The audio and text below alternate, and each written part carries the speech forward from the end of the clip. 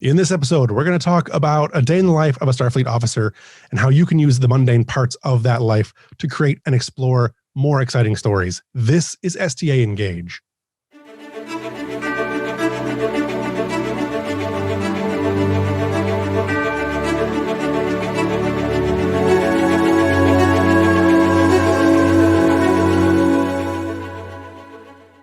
Welcome to the show. I'm your host, as always, Dr. RPG Jeff Harvey. In the last episode, we talked about what life would be like in the Star Trek setting. That was part one of the two-part series. This is clearly then part two. So to get more reference on what we're talking about today, you're going to want to go back and check that out. Be sure to listen to that episode. It's very short. I mean, it's not. It's the right length. So get into that one and read it. Listen to that one. In this episode, we're going to talk about how everything we learned in the previous episode can apply to your character and your narrative in an STA game.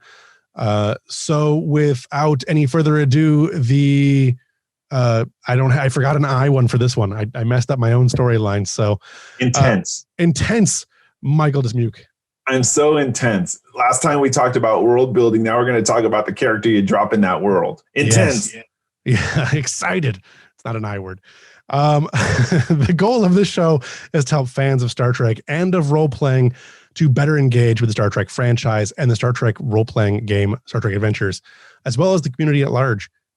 This show is brought to you by the letter B, the number 1764, which anyone who can figure what out that is, let us know, send us an email or comment.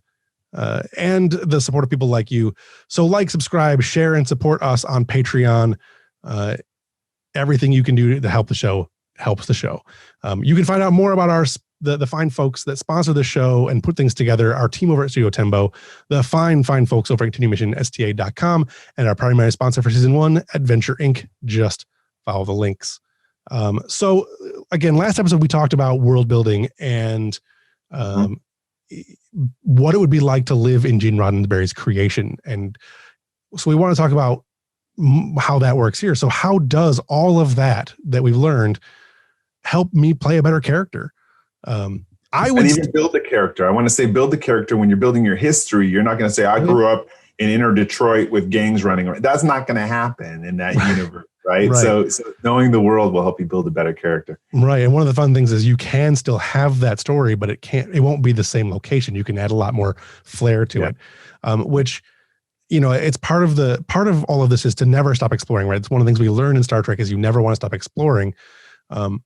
With all your needs met, you are free to explore everything, be curious about anything, and go anywhere, do anything, I guess. Or I suppose you could, you know, maybe you joined Starfleet because you had nothing better to do, or because it was what your family expected of you. I think those are all interesting reasons why, you know, of ways to explore and why you do things. Yeah, one of the most famous statements we hear from Star Trek is the needs of the many outweigh the needs of the few. Everyone applies that except Captain Kirk in Star Trek 3. So you know, in this universe, altruism is actually obtainable, and you live to better the lives of everyone else around you, whether it's through the arts or the sciences, through helping people. Of course, joining Starfleet is about that. Or you know, you have the option to do whatever you want to do and forget everyone else. I always think about there are people who leave the Federation because they don't necessarily want to live by the ideal. So you'll find them in the outskirts of the Orion system or something, doing whatever they want to do, you know? Joining up with the rogue Ferengis or the pirate Klingons or whomever. Mm-hmm. Yeah. Which, you know, another thing that is big about Star Trek in making characters is the idea that you can embrace diversity, right? It's a universe of infinite diversity in infinite combinations, something we've said before, and I will certainly say again, you can have encountered thousands of different beings before you even enter Starfleet. Like, you could have that immersion in so many cultures. Humans still do human things, though. So maybe you've never seen an alien from a low-grav world and you don't really know how to deal with their unique needs. Maybe you straight up hate Vulcans. The smug, superior elitists, you know, but it gives you an opportunity to still play some of the darker sides of humanity and some of the more defined prejudices that we have now. We can still have an opportunity to role play those, or we can just ignore them altogether because we've moved beyond that. You don't like my umak? So, also another thing is I always notice the Star Trek, you're always challenging the status quo. So the imperative word of the day every day is why. Why is this way? Why is that way? Is it fair? Is it equitable? So really going into the game and building your character with that inquisitive mind gets you actually through solving a lot of problems in Star Trek Adventures too. Like, why is that happening? And not just asking once, but I always say ask 7 whys to get down to the root of the problem. That's a famous saying, right?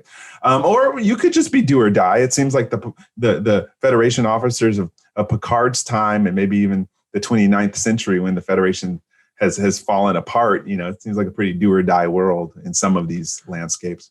You can also lead boldly, but you need to listen. It's important to. Kirk is very bold. He goes out and does the things he needs to get done. He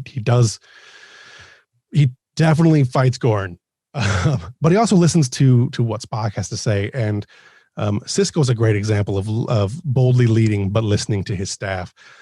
With infinite diversity, you also have infinite points of view. A person is only as smart as the people they surround themselves with. So it's important to listen and then lead. Or you could be one of those people that lead from the front. That's never turned out badly for any generals from Michigan. If you don't know what I'm talking about, you should Google it. It's a big famous. Anyway, you can also be one of those people that simply can't handle any pressure at all. Like maybe you're more suited to a rank and file kind of life. Like a Lieutenant Barclay type, kind of Lieutenant Barclay going on there. Picard in the alternate world where he doesn't get stabbed in the chest anymore. Yeah, that's pretty sad. Yeah. I think one of the another trope that we constantly see in Star Trek is the balance of logic and emotion. You don't have to be a Vulcan to be purely a creature of logic. Look at 7 of 9, right? So stress is still there in the world, and so there's going to be problems to solve, and you can reason it out.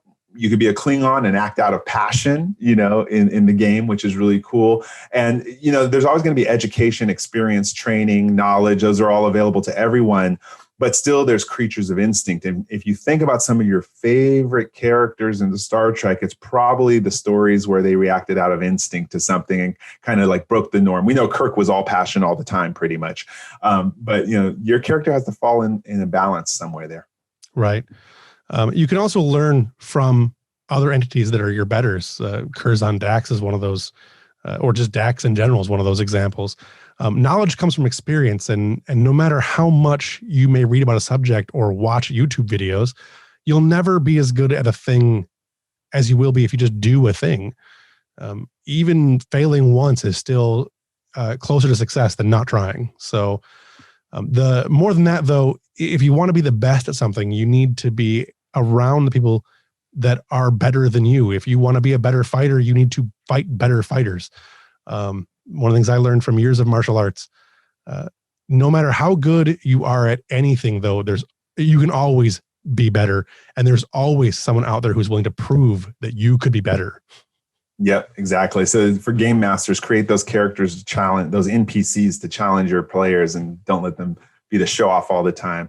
Again, we talked about this in one of our previous shows about making mistakes, like with the dice don't roll in your favor. That's okay. And so life lessons are key to building your player character. What mistakes did they make? Did they learn from them? Did they learn from the mistakes of others?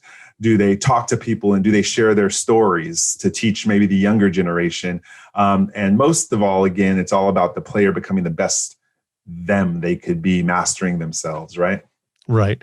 And I think a couple of other things that you want to really look at when you're creating a character in this setting, right? You don't want to just see what's been done and redo it, right? You don't want to take and make another Barclay. You don't want to make another Picard, but you may want to emulate aspects of those characters. I play a doctor in a game on Monday nights, and I've got a lot of all the doctors from Star Trek kind of rolled into one. The doctor whose name I don't remember from the very first pilot, who's trying to give some booze to the captain to try to calm his nerves. A lot of Bones. The new doctor from Lower Decks, who was one of my favorite characters from that show. You can take a lot of these aspects and you can roll them into one character, and you can really explore not only what is already there, but what you would interpret yourself being if you were more like this, right? So it's I want to add as a cap to both the two shows that we did is one of the things my players do is they actually build an itinerary for themselves of what they do every day on the ship, different days of the week. So they always have that to refer to. So if something happens at a particular time, they kind of know where they're at and who they're with during that time. But then the other thing they do is they do their own mission logs, and they're not posted in the game, but I do go back and look at them. I'm like, oh, I'm going to play off that past event here. So again, when you're rounding out your character, we talked about universe building the world. We now talk about making your character super rich. Do things, picture what they're doing every day and what their life was like to get them to the point in the game. And you're going to have a much richer experience role playing. Yes, exactly. And I think it's an important aspect of your character creation to really think about what the world that you're living in means to that character and the privileges that you've had getting to where you are in your life. I think it's a good exercise for sure, which will bring us to my final thought on the day. I think the main takeaway here should be in a post-scarcity setting where equality is the standard. We were able to explore ideas and concepts from a different perspective, a more open mind, and really a more satirical eye if we want to. We have a rare opportunity, not only in gaming, but in life, to evaluate the world that we're in from behind a utopian ideal. We can see the imperfections in that perfect world, or we can stare out of that world into our own and see just how our imperfections that we have now can be addressed, how the vision of the perfect tomorrow can shape our today. We can harness all of the struggles that we see around us today and face them head on and tackle the harsh realities of our present and behind the safety and security of the 24th century, where we've already outgrown all these divisions. Gaming is about telling stories, but stories shape our lives. Not just our characters' lives, but in a million small ways, every story we hear, every story we tell, every story shapes us in who we are just a little bit. The beauty of what Gene Roddenberry has created lies in the power and potential of stories that his utopia allows us to share with one another. So you got me again. I'm choked up. On that note, we're going to call it a wrap. Next time on STA Engage, we're going to talk about something that is a passion of Michael's. We're going to talk about mission briefs, and we're going to discuss what they are, how to use them, how to craft them, and all of that. I'm looking forward to this one because I don't write mission briefs in my games, but it is a very similar style to how I do run my games. So I'm looking forward to hearing more about this one. You've got a big game ahead of you. So next time, stay tuned next time for Balance of Terror, or How I Learned to Stop Worrying and Love the Romulans. Until then, if you like what you hear and you want to help the show out, share this episode with just one other person who might enjoy what we're doing. I am your host, as always, Dr. RPG Jeff Harvey, and on behalf of myself, my co-host, Michael Dismuke, and everyone that works behind the scenes, live long and prosper.